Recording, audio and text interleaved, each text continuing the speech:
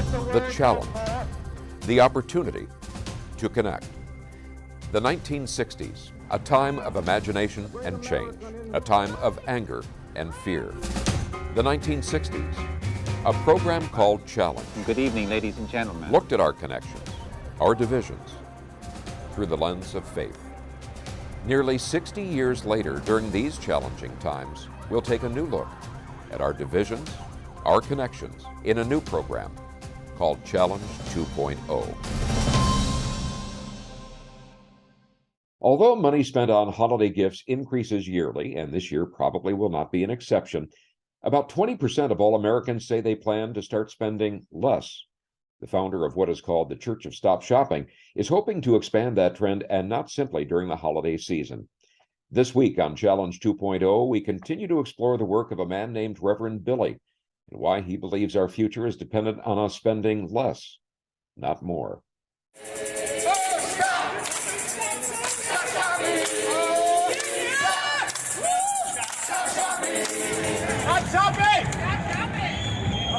A recent study found that New Yorkers are exposed to 10,000 advertisements every day.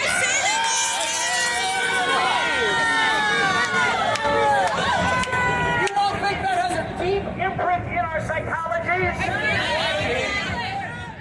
So we're delighted to have two guests who have been very dedicated to these issues of re-examining consumerism, what that says about us, and the impact that that's having on our larger environment. And they are Reverend Billy of the Church of Stop Shopping and Savitri D, also of the Church of Stop Shopping. Thank you both very much for joining us for this program. Hallelujah. Good to be here. Well, tell us how Bill Talon, the actor, became Reverend Billy, and how you both ended up founding the Church of Stop Shopping. What motivated you to make that shift? I think that it had to do with a severe midlife crisis, and which I don't think your viewing public wants to hear about that. But in People magazine, that's what you always the story is always a crisis. Right. I was taken to Times Square by a teacher named Sidney Lanier, and an Episcopal priest, somewhat lapsed, I would say, but as he would say, not defrocked. Sidney took me to Times Square, set me in front of the Disney store, and he said, okay, our theology is this: Mickey Mouse is the devil. Everything in the store is a sweatshop product. Disney's ruining Times Square, kicking out the little shops. And so he got me going sidewalk preaching in Times Square. And I was personally motivated to do it because I was concerned about the marketization of American life. I was concerned about how lonely people were getting, and bombasted by thousands of advertising events every day. And nowhere is it more concentrated than in Times Square. You know, you got ads and signage glowing and running around all the way up to the top of 20-story high buildings. So there I was in this colorful canyon with this 12-foot tall statue of Mickey Mouse behind me. And that's where I started. Mickey Mouse is the Antichrist. You don't want to bring your child into this den of iniquity. What reaction did you get? Tourists, scaring the parents away. And Mickey Mouse is, when you take off the comic veneer, a nightmare. If you really look at the orbs on that face, Mickey's something out of a Hieronymus Bosch triptych, I would say. So I had a lot of fun there. It took a long time to learn how to project into the white noise, the pure white noise of Times Square, such that anybody could hear me. But after a while, people started clamping. I started getting my rhythm, or as the preachers say, getting my whoop. And when that happened, the rhythm, I started hitting my people started clamping around me, and that was the beginning of the Stop Shopping Choir. And then Savitri came into my life. And so, Savitri, as you looked at how to evolve this, what motivated you? What developed your passion in this direction? I came up in the arts, and I think I felt like Billy did, that it was a little bit of an empty vessel. I mean, it was becoming, it's so industrial. The arts are so industrial, really at any level. Even if you're working in small theater in New York, it's like there are these very clear delineated tracks, and I noticed straight away how segregated the arts were, and I didn't want any part of it. I really wanted, I would be on the street in New York and just feel alive and feel the energy of plurality and democracy and people jiving and talking and banging into each other. And I'd go into a theater and it would just be like passive, silent white people watching a show. So, I think I was always motivated by, this value-driven sort of integrated life that I was looking for, which activism really showed to me. And I was just motivated by my values, to be honest.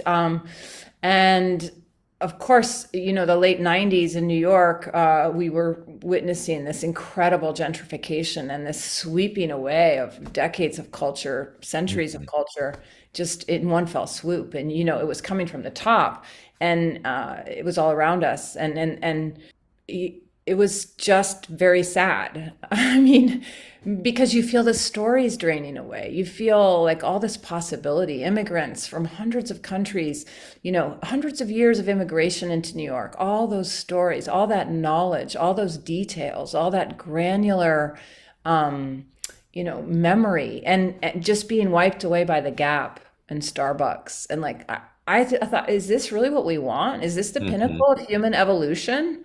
The Gap? Are you kidding me? I was very motivated by those things, as well as they're just a very obvious, the problematic aspect of capitalism and neoliberalism and those economies and what they do on the other side of the world. So really trying to to push through that commodity wall and say hey, it looks like this here. It looks like a pair of really neutral chinos, but over there, it looks like a girl who's not going to school. It looks like a girl whose eyes are ruined by age 15. You know what I mean? So really trying to bring those stories here as that sort of manufacturing moved everywhere else. And you developed what you called the Stop Shopping Choir. And I noticed that you've had some great luminaries take part. I think Joan Baez, in fact, maybe we can just go to a quick clip of that and then come back. And I want to hear about how you decided to evolve in that direction. So let's just take a look at a sample of your musical.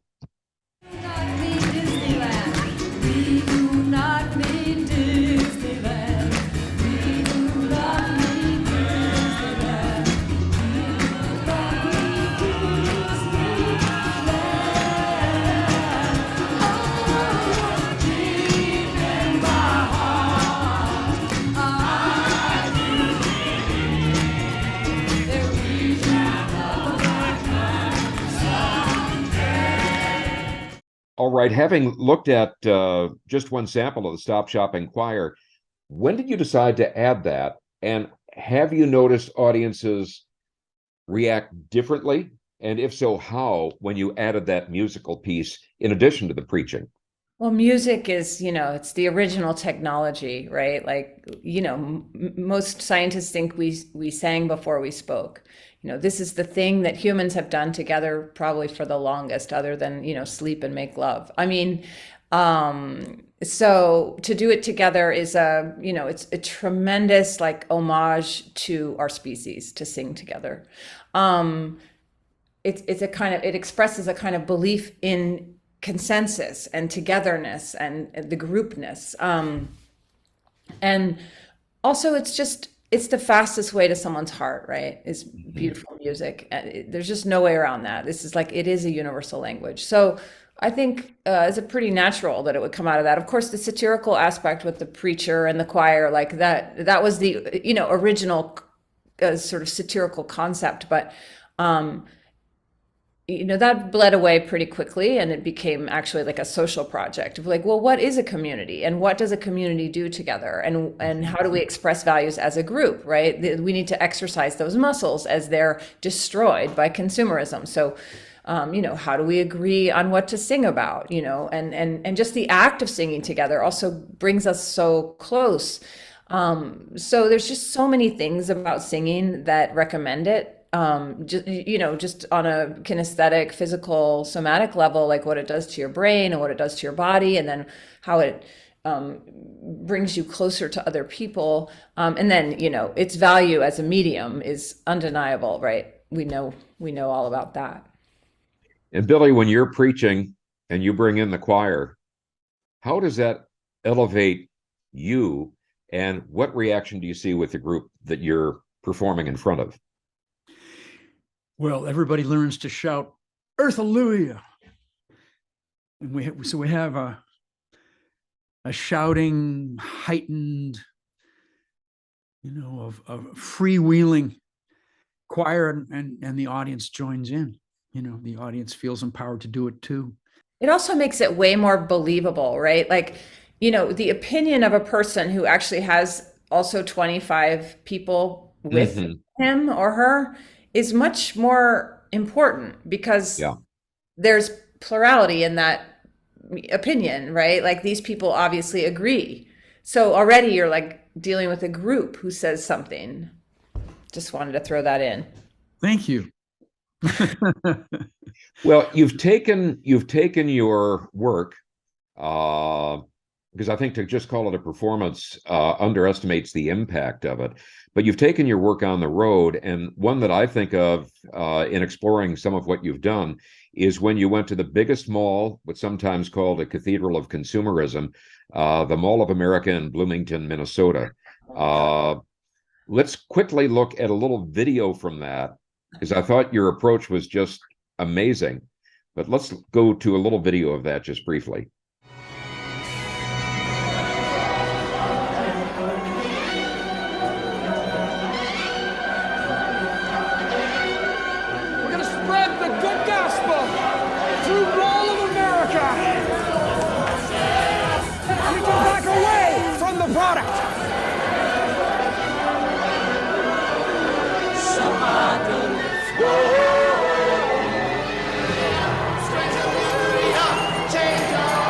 Drive the money changers out of the temple this year.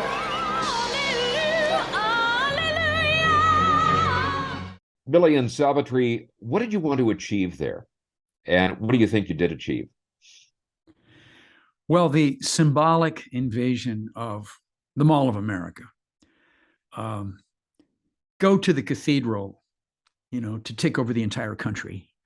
Go to the center of the seat of power. Overtake the castle. So, you got people flying in from Asia to shop at that mall. They land in Minneapolis and they rent a bus and they go to that mall. We felt the importance of it as we approached it. We approached it from performing in Minneapolis proper. And how many people came with us? Was it 70 or 80 people from the neighborhoods of Minneapolis invaded with us? And that was important to pick a big busload of local people, because after all, that mall, all the human scale shops that were killed by this aircraft carrier size behemoth with its own church, its own hospital, its own, it's pretending to be a neighborhood. It's pretending to be an internal city. And of course it isn't.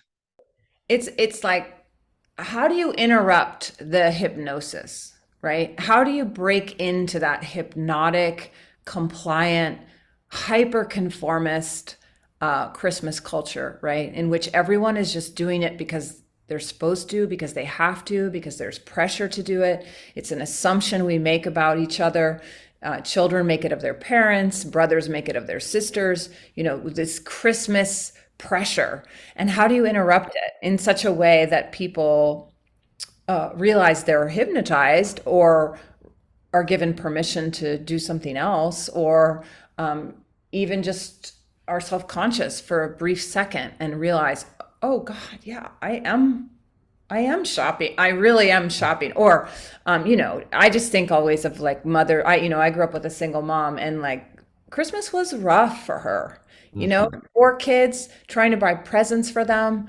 It makes me cry really to think about it. Like what kind of pressure people get under at Christmas, and like how do you get out of that? And how do we create and normalize other ways of giving? Like give each other our time, do something to learn to do something together. And this all sounds kind of hokey and sentimental, but it actually isn't, for us to really like look into each other's eyes and spend time together, ultimately, if we could normalize that as a gift, that would be a big deal, And so, us just breaking into that hypnosis for a second at the Mall of America is like, that's what we're trying to do there, and I think it's sometimes effective. We meet people all the time who saw us in a mall or saw us in that very charged retail space, and we're like, whoa, I don't know, it just kind of woke me up. I think that's what we're going for there. You have mentioned something before, and I think that you talked about a mall being created as essentially a pseudo neighborhood, a commons, and Yeah. yet you've said it's not at all. Could you talk a little bit about that and how you've tried to transform that and how you think we need to transform that?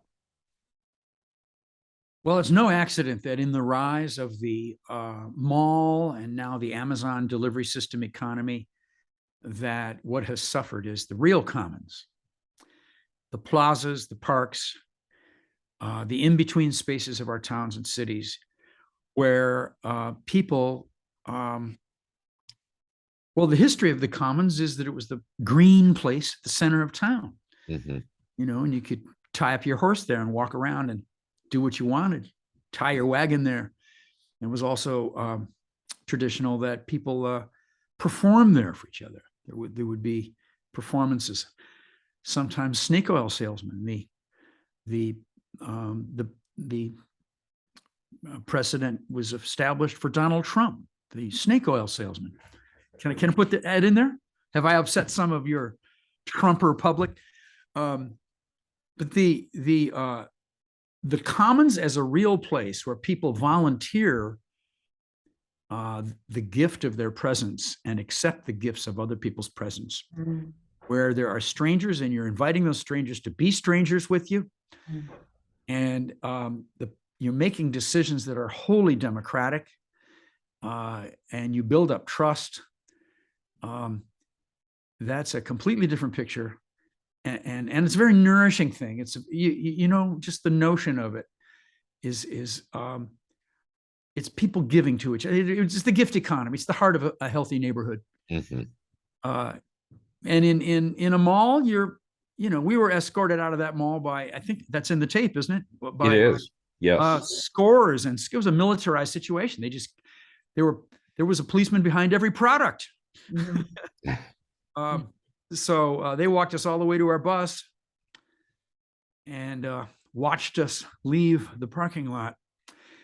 So the corporations being in charge, taking profits from what you do, is radically different than volunteering your giving to one another.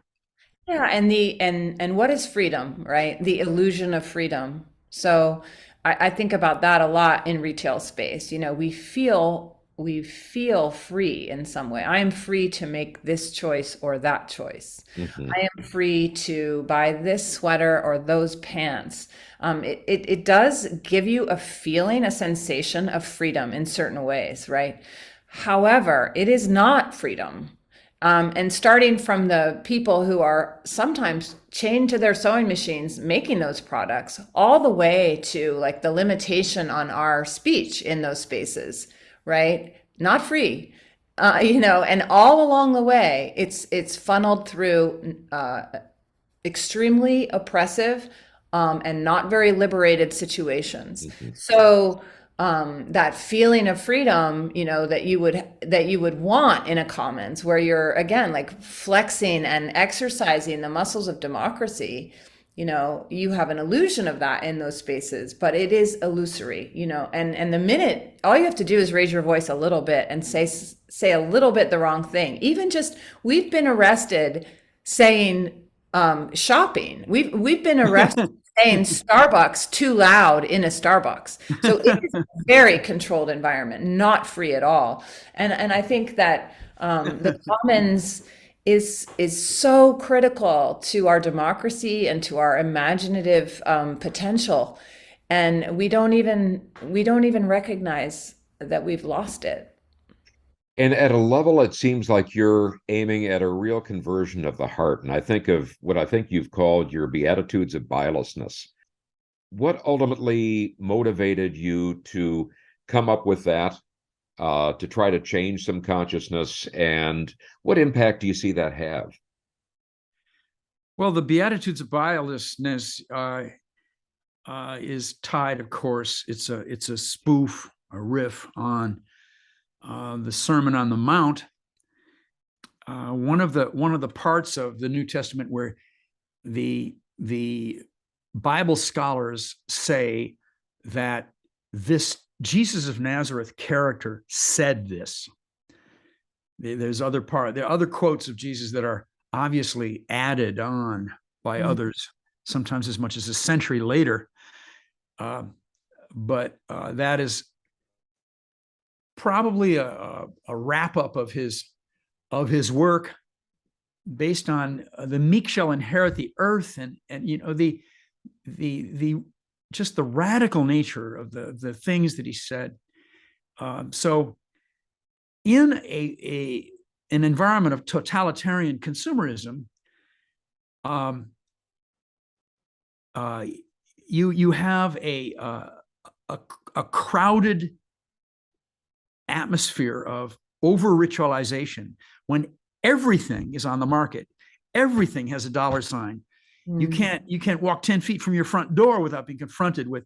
When that is the case, then you have the problem in modern life that is similar to what the radical people around Jesus of Nazareth were trying to solve 2,000 years ago. Every day was ritualized in those days. Everything was locked down, and it locked elites in place, and it meant that you had to do certain things, or you'd be killed. Mm-hmm. It was the Romans, but it was also the local people cooperating with the Romans. It was also the religion. Just everything was coming down on people, and finding ways to break out of that is what we were trying to do. Similarly, we were trying to break out of our over ritualization in the Beatitudes of Bilelessness. We're saying, blessed are you if you're in an SUV in a Christmas traffic jam full of Christmas presents that you never wanted to buy. We're just full of we're trying to reverse everything the way Jesus did. We're not Christians, and although our movie from 2007 was called "What Will Jesus Buy," which we saw the Mall of America excerpts from that film. But Jesus was a great revolutionary, and learning from him is something that we did with the Beatitudes. In your role as a street preacher, from what you've seen, from what you've learned, from what you've felt, what advice would you pass on to preachers, faith leaders in a variety of different denominations that you think they're missing that might help their impact in changing lives and changing hearts? Well, that's a tough one, because we might have some people of spiritual workers listening right now. The great leap that we made was not to be nailed to a particular religion. So once you don't have to always find a way to include a particular idea of God, Allah, Buddha, anybody. Once you're free of that big narrative in the sky, it's not long before you start feeling the presence of the earth. I would urge all people in all religions, that all leaders up there around the altar, turning and looking at their congregation and, being the wise one, right? I would urge them all, get with the earth now. Mhm. If you have to keep that God with you, and you're making your living that way, you've got a particular church you're obligated to. You can do a lot with the earth coming up into your body and into your speeches and into activism, because all the religions want us to live. The earth is alive. We are a part of the earth. Let's live together. Earth-alleluia. Earth-alleluia. Earth-alleluia. And Bill and Reverend Billy and Savitri, I thank you both so much for joining us. This has been very thought-provoking and informative and fun. Best of wishes to you in your continuing work, and to all of you watching. We thank you for joining us and hope you'll tune in again next week. If you've enjoyed this program, found our conversations to be informative, entertaining, and thought-provoking, and the vision inspiring of people from different backgrounds who can disagree without being disagreeable, perhaps you might consider supporting our program with a contribution. Your support will not only help our program continue, it will also support the broader efforts of Paths to Understanding, our supporting parent nonprofit organization.